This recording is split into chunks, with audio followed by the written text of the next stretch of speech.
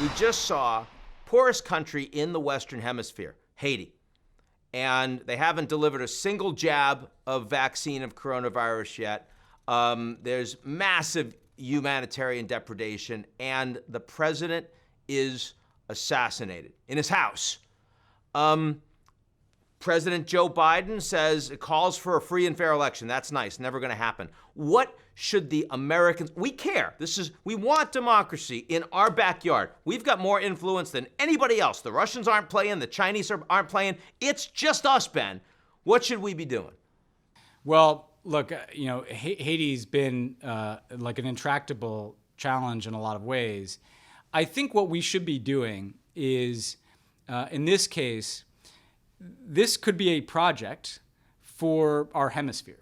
What we should be doing is going to the big players in this hemisphere and saying, together, so it's not just going to be a U.S.-led effort, we are going to try to infuse like a lot of political attention here. We Americans can kind of come to the table with very specific things that we can do off the bat to improve the humanitarian circumstance. So you talk about vaccinations, you talk about the need for some legal infrastructure to understand the criminal networks that have essentially taken over Haiti. But I think a kind of collective multi-year effort among the countries in this hemisphere to try to address some of the basic needs in Haiti, that's where you start.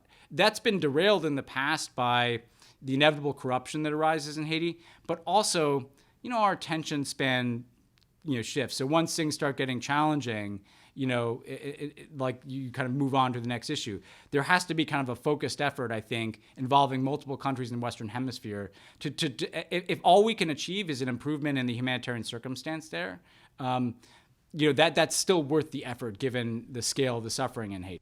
And Ben, the Americans take the lead in that multilateral effort? Yeah, I think we do. I mean, I think inevitably, we can play the principal organizing role. We're going to have the most resources to bring to the table. I think we can enlist, hopefully, a large Haitian diaspora because, in part because things are so difficult in Haiti, people have come here and have had success. Diaspora populations can often be a great resource when we're trying to have a positive impact in other places. I think it does necessitate a degree of U.S. leadership.